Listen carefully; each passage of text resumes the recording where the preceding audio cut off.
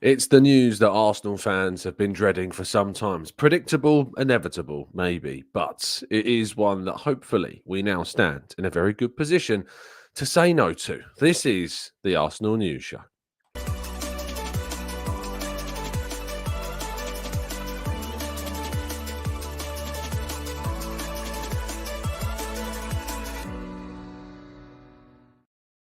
Hello and welcome to the Gooner Talk. Back again with you guys and girls for another episode of what is the Arsenal News Show. Join you every single morning at 8 a.m. UK time. Thank you as always for joining me and making this a part of your morning routines. Thank you so much as always for joining me and tuning in as always. If you could drop a like, of course, on the video, helping us to reach 1K on our daily target. That would be fantastic. Thank you to those that tuned into yesterday's phone-in show. It was a little bit of a different morning show, with it being the international break. There's not the same level of news, not the same level of intrigue, of course, during some of the days, of course. So yesterday was a bit of a change topic, a change shift of gears, and it created a really good discussion, I thought. And thank you for the kind comments left as well by so many people that gave their thoughts on the topic. I know there's a fair few people that were frustrated, of course, that it was not happening in a time zone they could really comment on. Apologies for that. There's not much I can do about that part, but yeah, I'm sure there'll be further discussions, further phone-in shows throughout the seasons, in later kind of periods of the day where other people can get involved too. So yes, thank you to you all. Steve, good morning to you, to Blackshine, to Amesy, to Edison, Olawale in the chat, Tom, Pikahu. Good morning to all of you. Good morning to Sweating Merlo in the chat box as well. Louis, Stevie, Barry T, Sir Blue, Rich, Sweating Merlo. We've mentioned already Arasilki, Gooner76, Damien, Glenn, and plenty more of you guys and girls as well. As I say, if you could ever be so kind to drop a like, and if you are new, make sure you subscribe. And if for some reason YouTube has decided to unsubscribe you from the channel, now is a great time to check to see if you are indeed still subscribed to the channel as well. Because sometimes, I don't know why, but YouTube just likes to unsub people for no particular reason. It's really strange. I do want to suggest as well before I go, because I mentioned this on yesterday's show, and I know there's a fair few people that do listen to us out in some areas in the world right now that are going to be struggling. So if you are, of course, based in the western part of the world and are experiencing any of the effects of the hurricane that are going on at the moment, my thoughts are with you. And I'd sincerely send my well wishes to you and your families and hope that everything turns out okay. Just please follow the warnings and do everything you can to stay as safe as feasibly possible and to keep your family safe too. Right, let's jump into today's stories, shall we? And the pressure is certainly mounting on Jonas Eidevall. Arsenal suffered a pretty damning defeat last night in the Champions League as Bayern Munich won 5-2 against Arsenal out in Germany. It was not a performance that really did kind of, relieve the pressure. It was okay for a solid kind of hour-ish, but there was always threats that Bayern would eventually kind of have come with a level of quality that Arsenal couldn't match. And in the 65th minute, Cadena equalised to make it 2-2 on the night, but then a hat-trick from Pernille Harder got the game well into Bayern's hands, and Arsenal start off their Champions League run in the worst possible way. They have an interesting group with Juventus and then Vålerenga as well in their group, and hopefully Arsenal will be able to recover from such a defeat, but it was not a great performance at all. And once again, we find ourselves talking about whether Jonas Eidevall needs to be replaced. And there is certainly a feeling that the performances, not just in this game, but in general, and some of the performances, the likes of Beth Mead and Cadente, and, some of the players that are really highly rated, Russo, of course, too,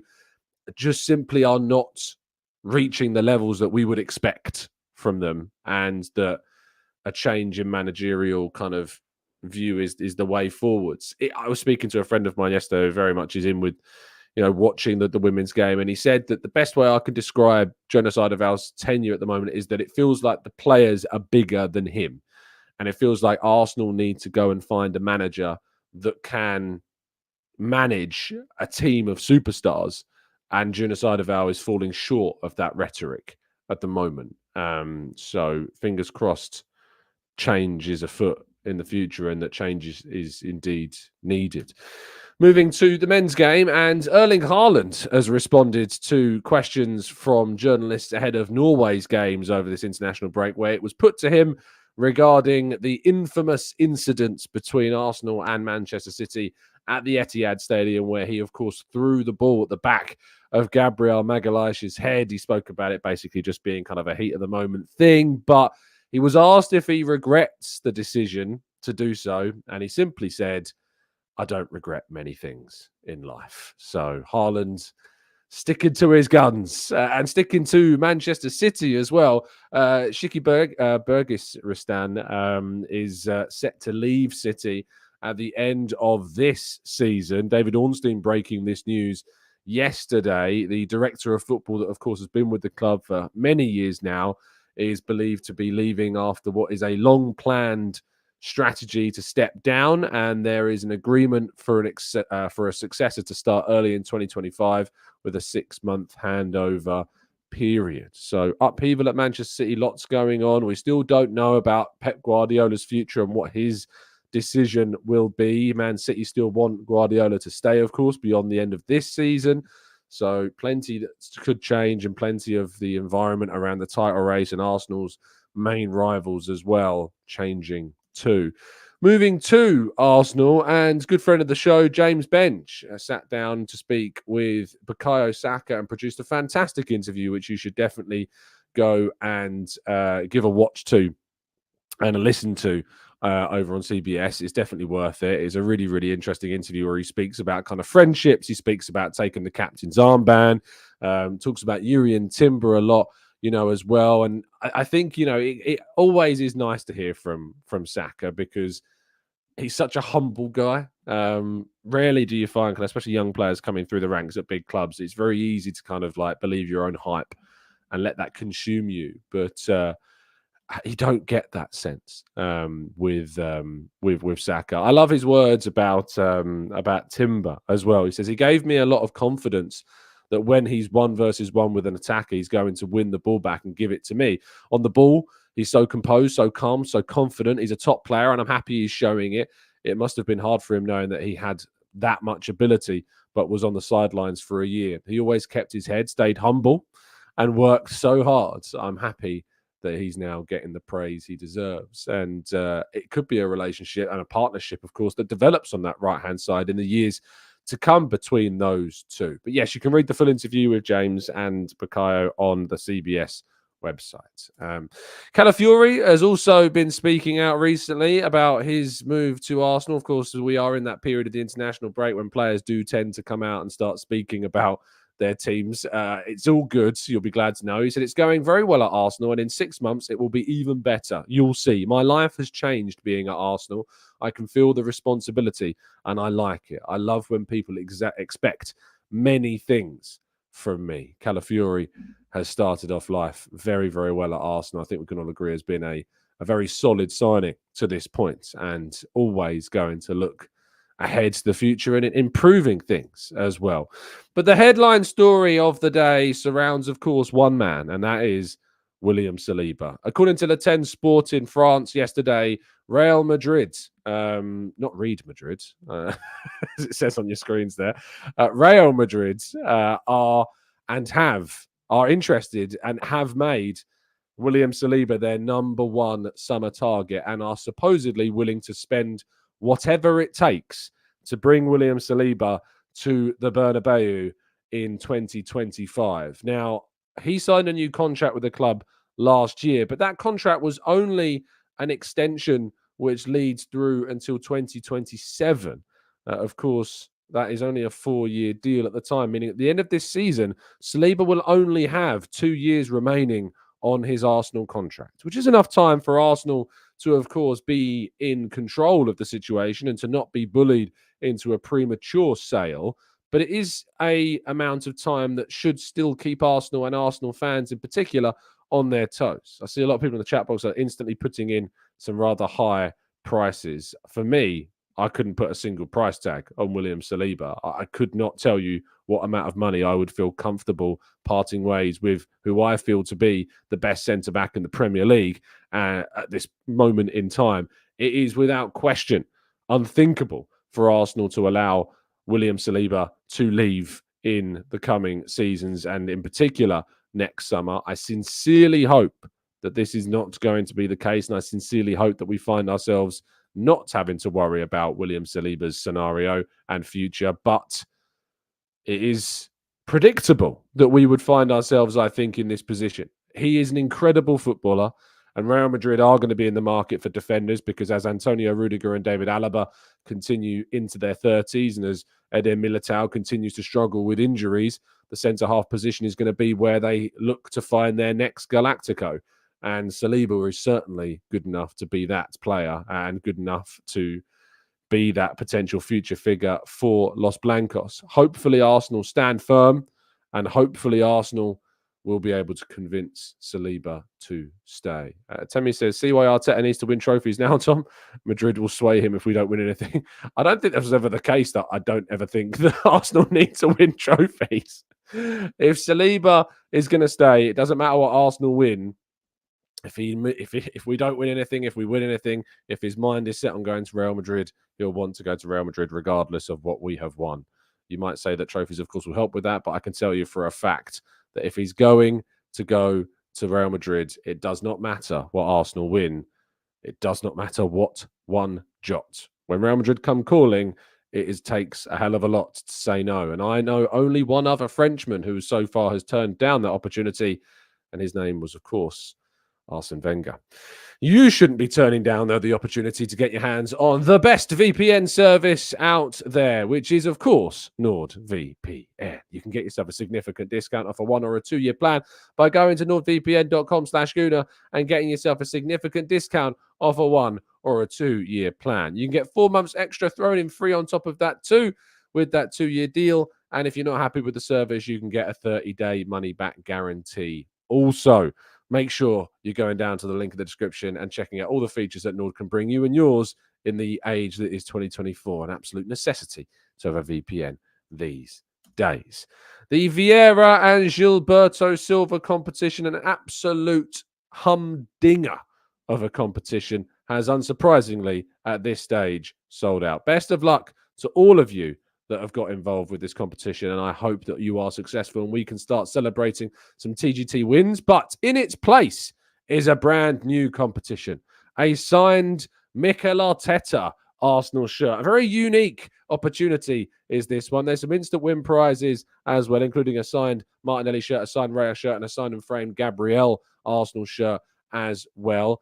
Best of luck to all of you that would like to get involved. Nearly half of the tickets to this are already gone after just less than 12 hours, just over 12 hours. So please do go and get involved.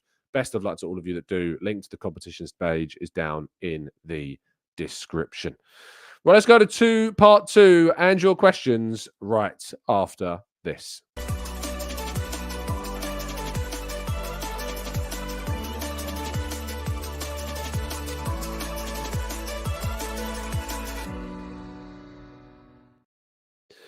Okay, this is part two of the show where we jump into the chat box and tackle some of your thoughts and feelings. Let's do that. Make sure, of course, if you've got a question you'd like to throw in, that you use a capital Q at the start of your comments and to help them stand out. Make sure they are, if you're doing that, make sure that they are indeed questions.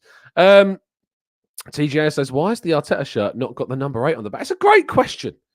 It's a great question. I suppose because he is the number 1 manager at Arsenal at the moment. This is the answer that we have got. Question here says, worst case scenario, if Saliba leaves, who will be his best replacement? I have absolutely no idea. I could not give you somebody that I think can come in and replace William Saliba. I cannot think of a name.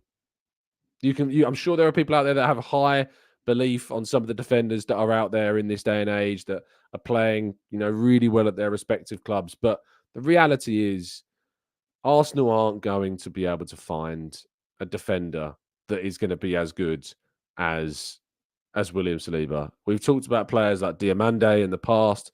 Jonathan Tah has come up.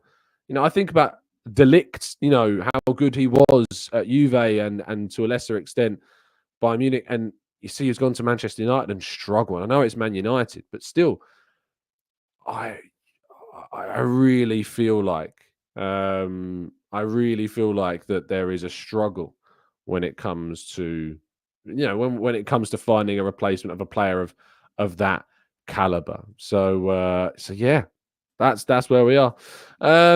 Granddaddy Gooner says, would it be possible to do away with the international breaks and have a 3 to 4 week qualifying tournament in January? I don't know about that. That's a lot of football, of course, in a small period of time.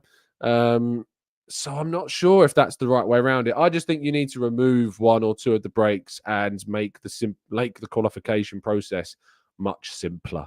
I think that's probably the way forwards when it comes to that.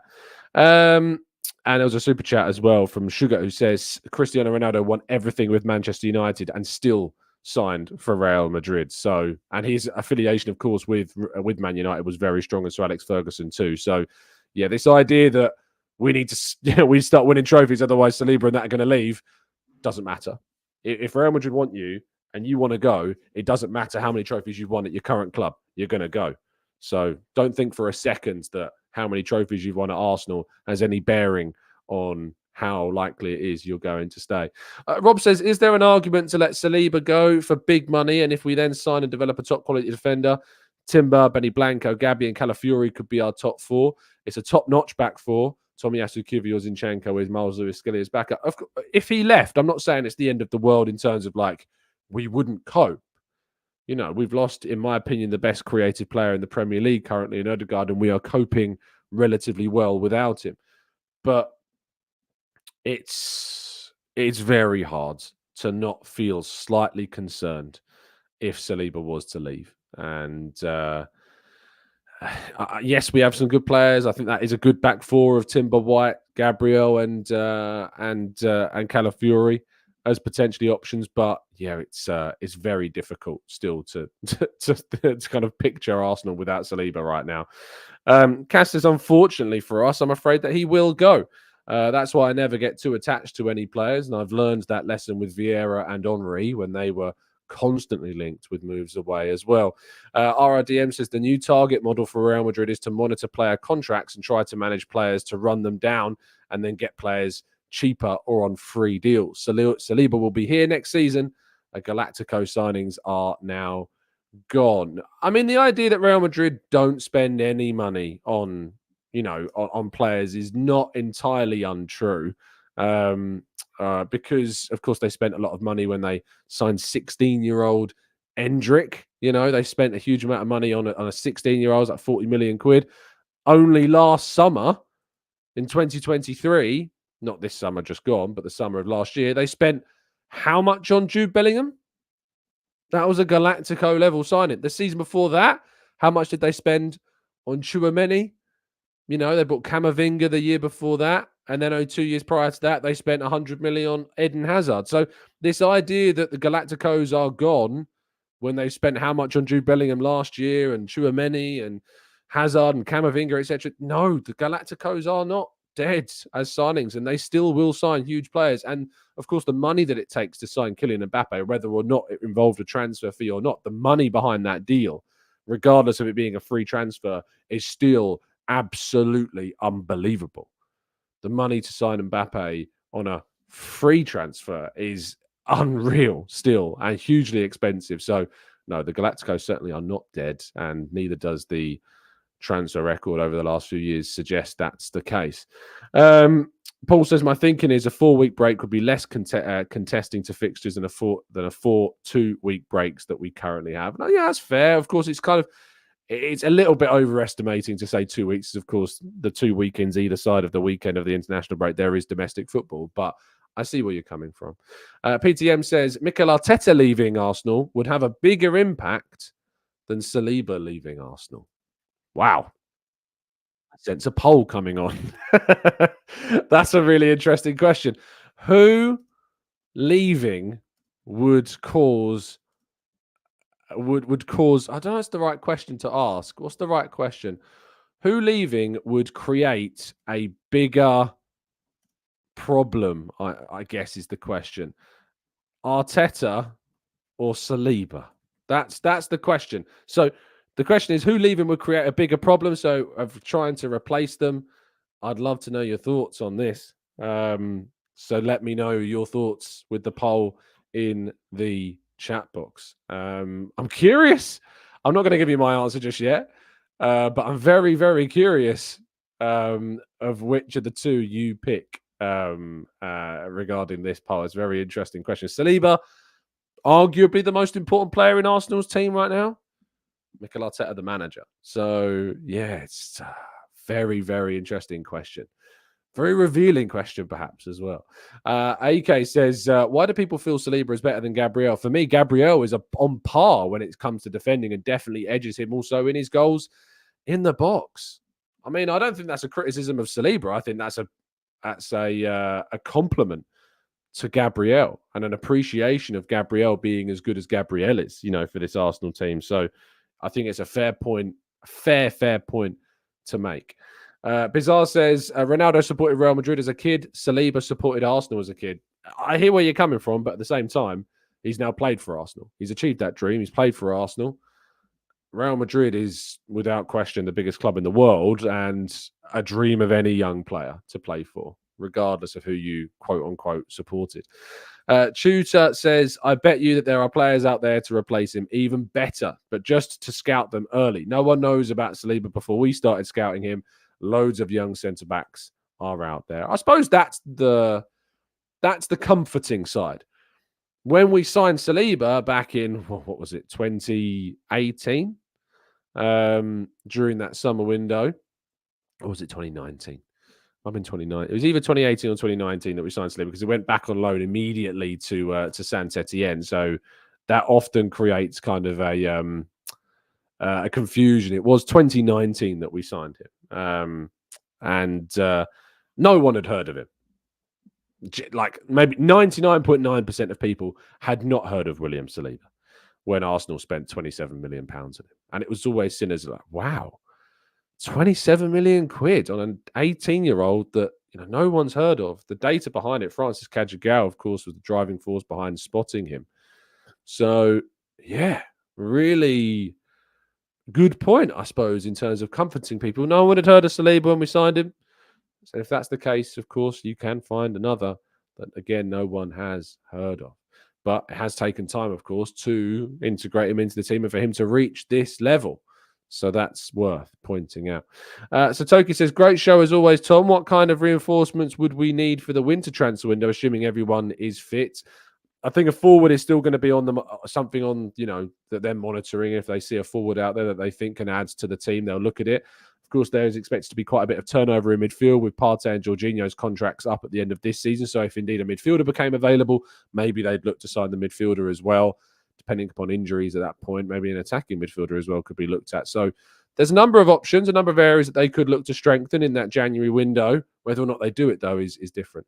Front Yard says, I thought it was Misentap. No, Francis Cajagao was the driving force behind the William Saliba signing. He spotted him, scouted him, found him, and suggested him to Arsenal before they made the deal happen. Sven Misentap was indeed there, but Francis Cajagao was the man behind both him and Martinelli as well. Martinelli was also Francis Cajagao's spot and scouting to help Arsenal get those deals done. Kian says, Tom, not a question, but we all know about your love of drum and bass. And I was wondering if you've heard about the Chase and Status Festival in Tenerife. Just like to let you know it was absolutely incredible. I hope you have a great time. I hope you had, a great time there, Kian. I hadn't heard about it personally. Chase and Status are, in terms of my listening of drum and bass, like I have like artists, Chase and Status is some of their songs I absolutely love and appreciate. In terms of kind of the overall kind of Chase and Status stuff, it's like, it's not in my top bracket of what I tend to listen to. I'm a lot more Liquids, but also leaning towards Sub Focus and Dimension and stuff like that. So yeah, but still produce some brilliant songs. Their new one with Stormzy is also excellent, and I love their one with Becky Hill, Disconnect. Great song. A few really good remixes for that as well. Where is Francis Cajagao now, says Nonso. Cajagao left a fair few years ago. actually, Arsenal. And he's now the sporting director and head of recruitment scout, which is I think just kind of like a consulting firm, perhaps, I guess. So yeah, but let me see if I can find. So yeah, he's a Spanish football sporting director and head of recruitment scout, a coach and a former player, and currently serves as the global director in charge of recruitment and strategy of Galatasaray in Turkey. So there you go. He's currently doing some work with Galatasaray.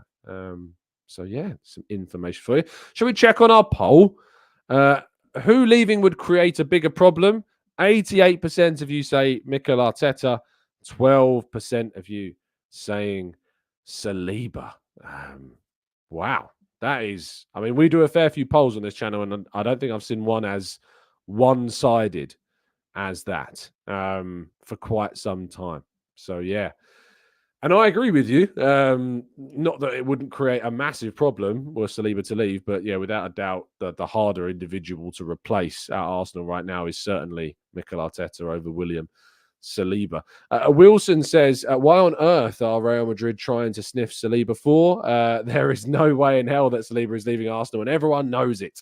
I hope that's the case. Junho says, I think earlier this season, Saliba was asked about interest from Madrid, and his reply was, they can buy me on FIFA. Is that true, William Saliba? They can buy me on FIFA. Let's see if that's real. It is coming up in Google. William Saliba on links to Real Madrid. They can buy me on FIFA. Is this real? Is this real? I have my skepticism. I'm not seeing it in anything other than kind of like social media posts. I'm not seeing it on any what's the word? Credible news outlets at the moment. So yeah, no, I think this might be something of a. This could be something of a what's the word? Media storm, where it's just kind of an invented phrase. So I'm going to do a quick check just to see if that is the case. They can buy me on FIFA. Was not. No, it was not something that. It was not something he said. Sorry, but that is a made-up quote. I'm afraid to point out to people. Easy that people fall for that sort of thing, innit? And that's why you have to do the quick checks to make sure that it's not the case, because people fall for it far too easily. TJR says, I'd heard of Saliba, but I'm a sicko and support Saint Etienne. But there was also talk that Fofana and a few years later, Yoro were generational talents. Pau Cubarsí, of course, at Barcelona, would be a similar player too. There you go. Rufus says, next poll, why does Tom hate waffles? Bizarre says, TGT, do you think Trossard is getting annoyed in not being a starter more? Maybe, but I mean, what's he going to do? Where's he going to go if that's the case? I'm not sure that a move is the right stage for him. I think he's obviously finally got that move to the big club that he's wanted. And that's part and parcel of the reality. Yes, it's frustrating when you don't always start games, but you have to deal with that. You have to accept that. And you have to fight for your place. And you have to be part of a team. And that's just the reality of it as well. Amesy says, did you see the A1 clip of Ben White saying why he left England? It almost fooled me. It's very easy to be fooled these days, Amesy. Yeah, it's very, very... With AI, like, I think AI is probably what you were going for there. With AI as prevalent as it is in today's society, you got to be so careful out there about believing things, because things can be made up so easily. On the volley says, well, he rightfully should start ahead of Jesus. I mean, he just hasn't been on form. He should start ahead of Jesus without a doubt. You know, I think obviously the game against Southampton was just an excuse to rotate players. That wasn't an indication of like the pecking order. It was just a rotational exercise. But yeah, he should start of Jesus at the moment. I would definitely agree with that. If indeed you've got Odegaard back to play in the number 10 role. Maximir says, Tom, do you agree that the era of getting attached to players than the club is over due to social media? The last player I was emotionally attached to was Fabregas. Now it's the club. Whoever comes and whoever goes. It's a really good point. And I think, you know, back in the day, there was an affection towards players, especially maybe as you were younger and you grow up, but getting attached to players far more. Now we're older. We can have more of a what's the words? A kind of a reasoned approach to kind of it. There was more of kind of a romantic element of getting like attached to players, whereas now it's more of a a thought process and more reasoned kind of way of looking at things. So yeah, you still get attached to them, of course. I love Bukayo Saka, I love Martin Odegaard as players, but as we get older, I think there's a way of kind of like compartmentalizing these things so that you can reason with the why players have left and others haven't. I've noticed, by the way, obviously I've moved house now. We live quite near near a school. My window is like looking out onto the road where the main kind of school path is, and the show being at 8 o'clock, obviously. I used to be a teacher myself, so schools usually open like 8:30. And I notice now that, like, at the corner of my eye, you just see all the kids that are late to school, like running past my window at this stage as well, which is hilarious. It's just every single morning now, it makes me giggle as I'm reading out your comments, and it gets to about 8:30 when school is already open and the kids should be in school, and you just see these kids running down the road now to my right, which is always funny every morning. It's a little glimpse behind the curtain there. Of what's going on. Mikey says, isn't Pogba a notorious sulker? Not everyone can pull off Jorginho's role. Very few, I imagine, as well. I mean, Pogba, like the idea of signing Pogba would be ridiculous. I think absolutely ridiculous. I can't fathom the idea of that happening. Yeah, it would be so silly. Bizarre says, TGT, thoughts on Havertz's performance this season, even though it's just started, or maybe your overall thoughts? 7 goals in 7 Emirates games in a row tell you everything you need to know about Havertz's performance. He's been excellent. His performances outside of goal scoring as well have been really good. His work rate, his application, his collaboration, he's been excellent. He's been in our top 3 performers this season. I don't think that's controversial to say at all. He has been very, very, very, very good. Top 3 performers in the team so far. And again, justifying that situation.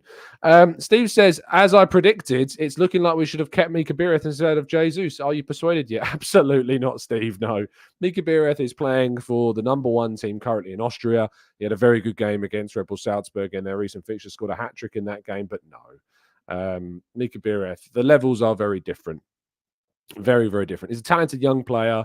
He deserved that move. He got his move. But the idea that he's better than Gabriel Jesus, I'm sorry, but that's just recency bias and not really taking into account the level difference between the 2 players and between the levels that the players are performing at as well. Amber Lee says, I can't think of a less Arteta-friendly player than Pogba. Definitely wouldn't pass the fogging standards check. Absolutely. Anyway, thank you so... And yes, we do have a sell-on clause, as far as I'm aware, with Bireth. Yes, we do. Thank you so much, as always, for tuning in. Really appreciate your time. I hope you have an absolutely fantastic day and rest of your Thursday. You've nearly made it to the end of the week. Friday is indeed upon us, and I'm looking forward, of course, to hearing your thoughts and feelings and more ahead of what is still a week before normal football returns as well.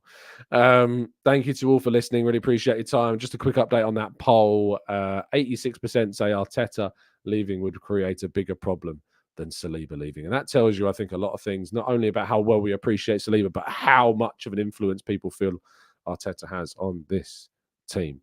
Have a great day. Enjoy yourselves. Stay safe, stay well, stay happy and respectful. And as always, up the Arsenal.